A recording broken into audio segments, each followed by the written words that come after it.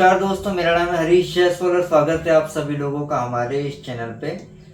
मेरे बहुत सारे टेक्नीशियन भाइयों को प्रॉब्लम आ रही थी कि एक मल्टी ब्रांड कार स्कैनर को कार में प्रॉपरली यूज़ कैसे किया जाए एंड इसके फंक्शंस को कैसे यूज़ किया जाए। Like DTC read and clear करना तो हम सभी लोगों को पता है। DTC क्या होता है? डिफ़ॉल्ट ट्रबल कोड, यानी कि गाड़ी में कोई प्रॉब्लम आता है तो उसका एक स्पेसिफिक कोड होता है जिसकी एक डिस्क्रिप्शन होती है, जिसको पढ़ करके हम फॉल्ट का अंदाज़ा लगाते हैं कि फॉल्ट हमारी गाड़ी के किस सेक्शन में होता है। मगर इसके अलावा गाड़ी में और भी बहुत सारे फंक्शंस होते हैं जिसको टेस्ट करने के लिए हम लोग कार स्कैनर के अंदर के अलग अलग फंक्शंस का यूज़ करते हैं। जैसे लाइव डेटा हो गया, एक्चुएशन टेस्ट हो गया, स्पेशल फंक्शन हो गए, रीसेट फंक्शन हो गए। तो ये सारे फंक्शंस का यूज़ कैसे किया जाता है, किन कंडीशंस में यूज़ किया जाता है, इसका आज मैं आप लोगों को पूरा ओवरव्यू देने वाला हूँ। तो चलिए आइए दोस्तों, आज की हमारी इस वीडियो में सीखते हैं। तो दोस्तों अब हम पहुँच रहे हैं अपनी कार के पास में और अब मैं आप लोगों को स्कैनिंग करके दिखाऊंगा।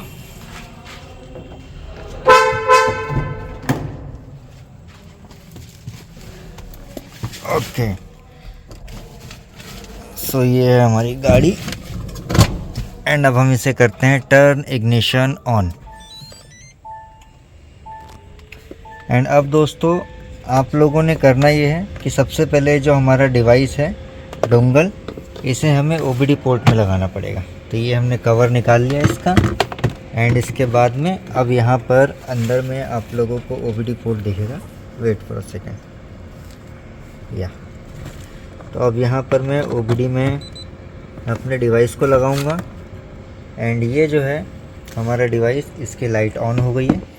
जो है हम अपने स्कैनर को ऑन करेंगे और इसमें करेंगे इंटेलिजेंट डायग्नोसिस। देखते हैं कि क्या ये हमारे कार को ऑटोमेटिक डिटेक्ट कर पाएगा। यहाँ पर इसकी लाइट भी ब्लू हो गई है, तो ये ब्लूटूथ कनेक्ट हो गया है और अब जो है इसकी विन नंबर स्कैनिंग दोस्तों चालू हो गई है।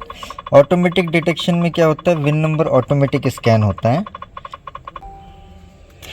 तो यहाँ पर देखिए ऑटोमेटिक स्कैनिंग में इसने स्कैन कर लिया है किया 2023 और अब हमारे पास में दो ऑप्शन आ रहे हैं, क्विक एक्सेस और डायग्नोसिस। तो मैं डायग्नोसिस में जाता हूँ। अब जो है ये हो गया हमारा ऑटोमेटिक डिटेक्शन। हम चाहें तो ये सेम प्रोसेस मैनुअली भी कर सकते हैं, मैनुअली भी मैं आप लोगों को दिखा दूंगा। अब यहाँ पे बोल रहा है 16 पिन DLC 20 पिन। तो हमारे OBD में दोस्तों हमेशा जो है 16 पिन DLC होता है, इसलिए हम 16 पिन को सिलेक्ट करेंगे। अब यहाँ पे बोल रहा है मैनुअली सिलेक्ट ऑटोमेटिक सर्च, तो ये ऑटोमेटिक की ओर में चले जाता हूँ। तो यहाँ पर जब मैं ओके करूँगा तो इसके बाद में ये मेरा आ गया जनरल एरिया सेल्टोस SP2I और यहाँ पर इसका ECM भी आ गया है। अब इसको करेंगे ओके, सिलेक्ट करके ओके करना है। सिलेक्ट करके ओके किया एंड यहाँ पर जो है अब मेरे पास में आ गया health report, system select, special function, read password. तो हेल्थ रिपोर्ट में गाड़ी के अंदर में मौजूद सारे मॉड्यूल्स, जैसे कि हमारा इंस्ट्रूमेंट क्लस्टर हो गया या एयर बैग हो गया या इंफोटेनमेंट सिस्टम हो गया या इंजन कंट्रोल मॉड्यूल हो गया, सारे के सारे एक साथ उनकी स्कैनिंग होती है और हमको रिपोर्ट मिलती है। सिस्टम सिलेक्ट में क्या होता है, 1 बाय 1 आप जो है सिस्टम को स्कैन करते हैं, जैसे कि ECM, TCM, ABS, AC वगैरह, ये सारा कुछ होता है। और हेल्थ रिपोर्ट में एक साथ होता है। स्पेशल फंक्शन में डायरेक्ट आप लोगों को मिल जाएगा कि ऑयल सर्विस रीसेट करना है, कि ABS ब्लीडिंग करनी है, कि यहाँ पर रिमोट कंट्रोल मैच करना है या फिर थ्रॉटल को रीसेट करना है, स्टीयरिंग एंगल रीसेट करना है, बैटरी मैच करनी है, स्मार्ट की लर्निंग करनी है। तो यहाँ पर दोस्तों इस गाड़ी के साथ में स्मार्ट की आती है, तो स्मार्ट की भी लर्निंग हो जाती है। बट इमोबिलाइज़र के साइड में मैं अभी यहाँ पर अपने आप को न्यूट्रल रखूँगा, क्योंकि इमोबिलाइज़र और एक डायग्नोस्टिक स्कैनर दोनों का जो है रिश्ता बहुत ही महीन डोर से बंधा हुआ रहता है। मतलब कि ज़रूरी नहीं है कि एक स्कैनर के अंदर में आपको इमोबिलाइज़र प्रोग्रामिंग का ऑप्शन दिया है तो वो होगा ही होगा, वो डिपेंड करता है गाड़ी के ऊपर में। तो जो जैसे ऑयल सर्विस रीसेट वगैरह ये जितना भी होता है, ये सारा का सारा कहलाता है स्पेशल फंक्शन। तो सबसे पहले मैं आप लोगों को जो है इसकी हेल्थ रिपोर्ट निकाल करके दिखा देता हूँ। हेल्थ रिपोर्ट में क्या होता है, हेल्थ रिपोर्ट में देखिए आपका 1 बाय 1 जो है सारे मॉड्यूल्स यहाँ पे स्कैनिंग चालू हो गई है। ओके, जैसा कि आप लोग देख सकते हो कि एक मैनुअल ट्रांसमिशन की कार है, तो इसमें जो है हमारा ट्रांसमिशन कंट्रोल मॉड्यूल इक्विप्ड नहीं दिखा रहा है। जैसे कि आप लोग देख सकते हो TCM कंट्रोल मॉड्यूल यहाँ पर है ही नहीं। ग्रे कलर का जहाँ पे आ रहा है वहाँ पर आपका वो मॉड्यूल नहीं है, और ग्रीन कलर का जहाँ पे आ रहा है इसका मतलब कि वहाँ पे वो मॉड्यूल है। अब इसमें अगर रेड आ रहा है तो मतलब कि वो मॉड्यूल गाड़ी में लगा हुआ है या कनेक्टेड है, मगर उसमें कोई ना कोई फॉल्ट है।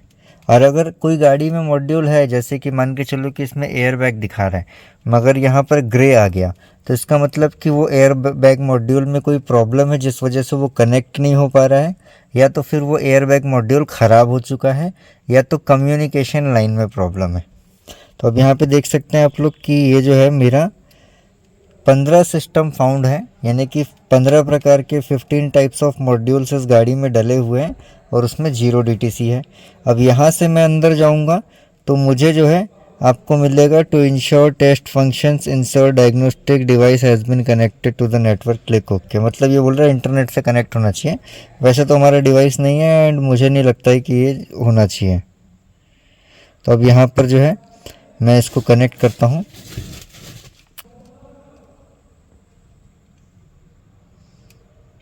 तो अब यहाँ पर जो है हमारा स्कैनर जो है इसके साथ में कनेक्ट हो गया है।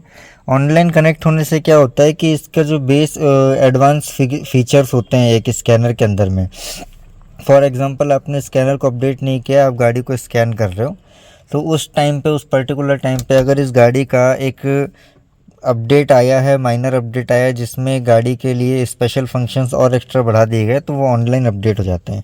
अब यहाँ पे देखिए ECM में मैं गया तो हमको ऑप्शन मिलेंगे module information, clear fault code, actuation test, read fault code, read data stream, special function.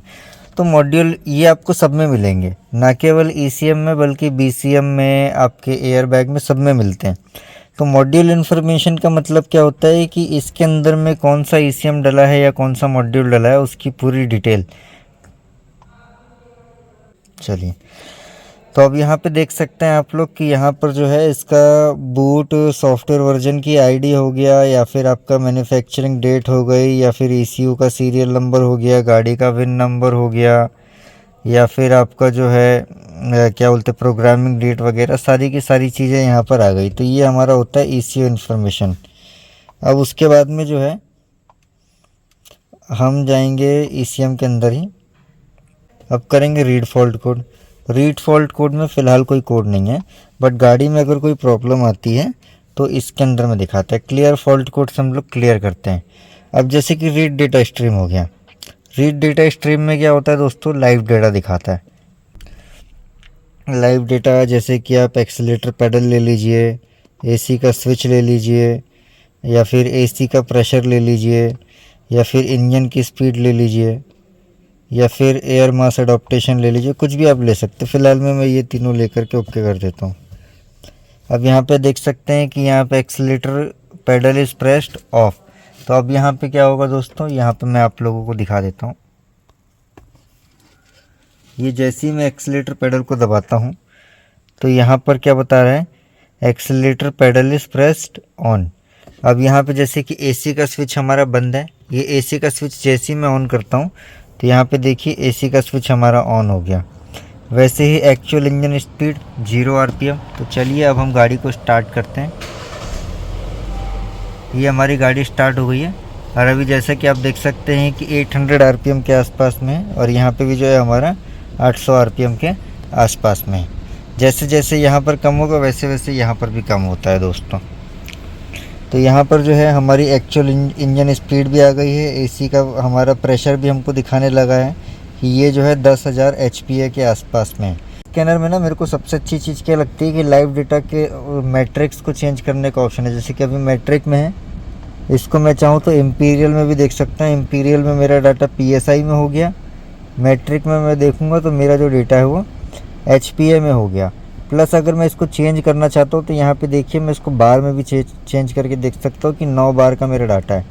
तो ये जो डेटा है ये बड़ा ही इम्पोर्टेंट हो जाता है। अब किसी को PSI में आदत होती है, किसी को बार में आदत होती है, किसी को KPA में आदत होती है।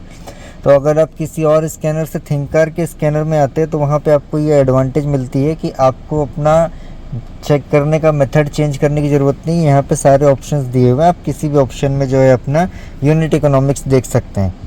तो ये हो गया दोस्तों हमारा लाइव डेटा। ये लाइव डेटा आपको इंजन कंट्रोल मॉड्यूल में भी मिलेगा, दूसरे मॉड्यूल्स में भी मिलेगा। अब जैसे कि मान के चलिए कि यहाँ पर मैं कोई सा भी एक दूसरा मॉड्यूल ले लेता हूँ, एज़ पर एग्ज़ाम्पल मैं BCM ले लेता हूँ, बॉडी कंट्रोल मॉड्यूल। अब यहाँ पे मैं रीड फॉल्ट कोड करता हूँ, तो रीड फॉल्ट कोड में मेरा क्या दिखा रहा है, नो ट्रबल कोड, क्योंकि गाड़ी में अभी फ़िलहाल में कोई प्रॉब्लम नहीं है। अब जो है यहाँ पर रीड डेटा स्ट्रीम में मैं जाता हूँ वापस से। रीड डेटा स्ट्रीम में यानी कि लाइव डेटा में आप देख सकते हो कि यहाँ पे सारा कुछ मुझे दिखा रहा है कि फॉग लैम्प स्विच का वोल्टेज कितना है, या फिर आपका जो है हेडलैम्प का स्विच का वोल्टेज कितना डिवाइडेड है, या फिर इग्निशन 1 का वोल्टेज कितना है। एवरीथिंग, सारी चीज़ें हम लोगों को यहाँ पे दिखाई जाएगी, यहाँ तक कि सनरूफ का स्टेटस क्या है। अब इसको मैं कर देता हूँ ओके। ओके करने के बाद में आप देख सकते हो कि सनरूफ का स्टेटस कंप्लीट है, यानी कि सनरूफ अभी बंद है। उसके अलावा हेडलैम्प जो है अभी ऑफ़ है। अब इसको जैसे कि मैं यहाँ पे हेडलैम्प को क्या करता हूँ, ऑन कर देता हूँ। तो जैसे ही मैं हेडलैम्प को ऑन करूँगा तो यहाँ पर क्या दिखा रहा है, अभी ऑफ़ दिखा रहा है, क्योंकि ये जो है ऑटो मोड में था। इसको मैं फुल मोड में कर देता हूँ। तो यहाँ पर अभी देख सकते हो कि ये जो है हमारा हेडलैम्प का स्टेटस जो है वो डिमर में दिखा रहा है। चलिए इसको बंद करते हैं। इसके अलावा इग्निशन 1 का वोल्टेज, फॉग लैम्प का जो है फॉग लैम्प स्विच में जो वोल्टेज डिवाइड हो रही है उसका वोल्ट कितना है, एवरीथिंग सारा कुछ यहाँ पे दिखा रहा है। तो इस तरीके से दोस्तों हम लोग यहाँ पे लाइव डेटा भी चेक कर सकते हैं। अब एक्चुएशन टेस्ट पे जाते हैं। तो बॉडी कंट्रोल मॉड्यूल से जुड़े हुए जितनी भी चीज़ें हैं हम उनका एक्चुएशन टेस्ट कर सकते हैं दोस्तों। तो यहाँ पर देख सकते हैं कि आप एक्सटर्नल बजर का आउटपुट दिखा रहा है, मिरर फोल्डिंग एंड अनफोल्डिंग का ऑप्शन मुझे दे रहा है, और साथ साथ में ये मिरर को अब देखिए यहाँ पे स्टार्ट करते हैं। जैसे मैंने स्टार्ट किया मिरर फोल्ड हो गए। इसको कैंसिल जैसे करूँगा मैं तो उसके बाद में मेरे पास में अनफोल्डिंग का ऑप्शन है। अनफोल्डिंग का ऑप्शन को स्टार्ट करेंगे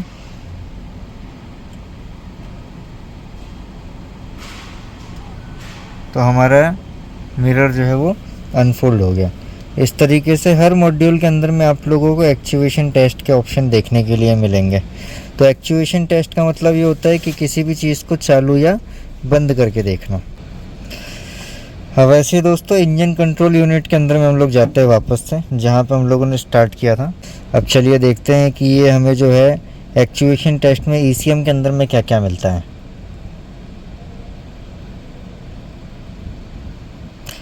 एक्चुएशन टेस्ट में हम लोग जाते हैं।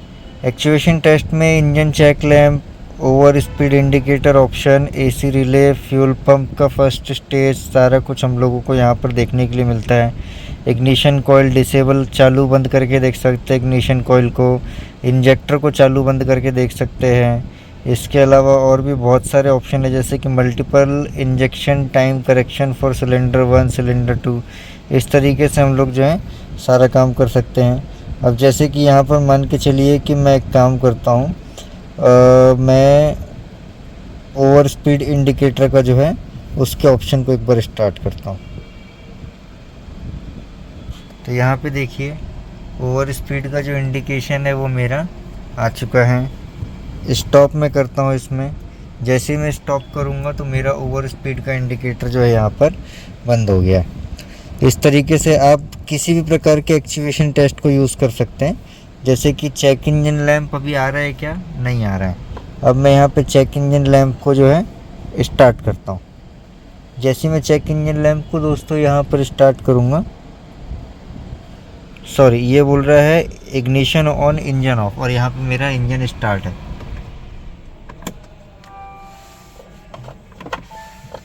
तो ये हमारा इग्निशन ऑन हो गया है।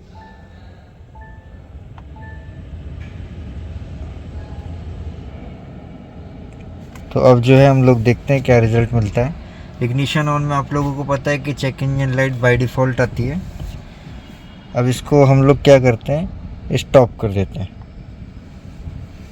स्टॉप किया तो मेरी चेक इंजन लाइट चली गई। स्टार्ट किया तो मेरी चेक इंजन लाइट वापस आ गई थी। इस तरीके से आप लोग एक्चुएशन टेस्ट को चेक कर सकते हैं। अब फॉर एग्ज़ाम्पल कि यहाँ पर जो है मैं इसको पहले स्टॉप कर देता हूँ। स्टॉप करने के बाद मैं बैक करता हूँ और हम एक काम करते हैं, रेडिएटर फ़ैन को स्टार्ट करते हैं। ये हमने स्टार्ट कर दिया। अब जो है हमारा रेडिएटर फ़ैन स्टार्ट हुआ है कि नहीं हुआ है, ये चेक करने के लिए हम लोग क्या करेंगे, बोनट खोलेंगे दोस्तों।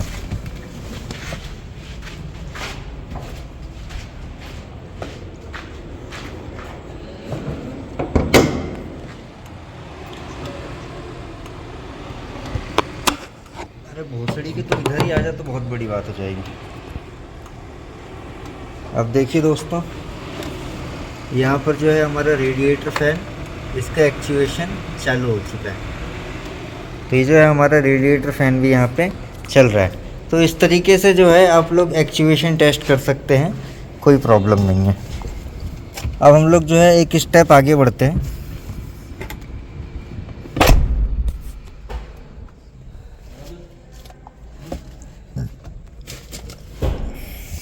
इसको कर देते हैं स्टॉप।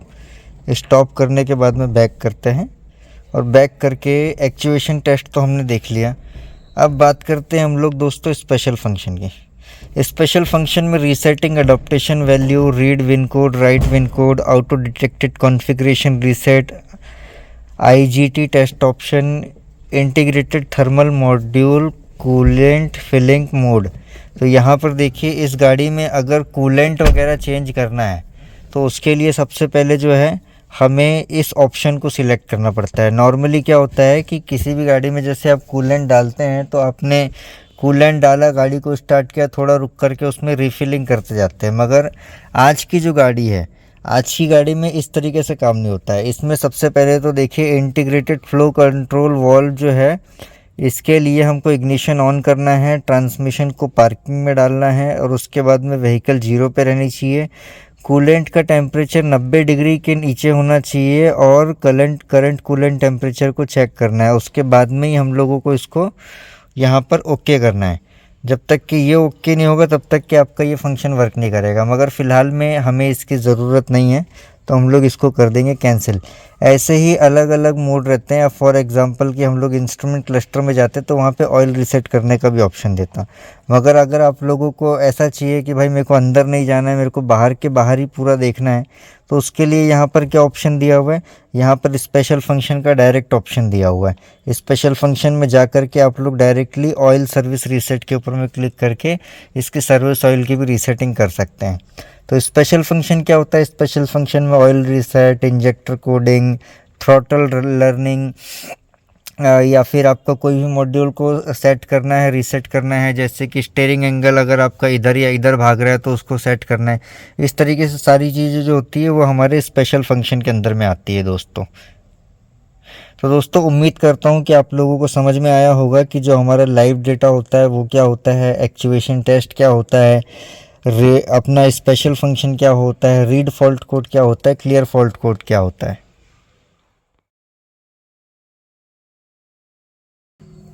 उम्मीद करता हूँ दोस्तों कि आप लोगों को मेरी ये वीडियो पसंद आई होगी। अगर वीडियो पसंद आई है तो प्लीज़ चैनल को सब्सक्राइब कीजिए, वीडियो को लाइक कीजिए, कमेंट कीजिए। मिलता हूँ नेक्स्ट वीडियो में, तब तक के लिए have a nice day, bye.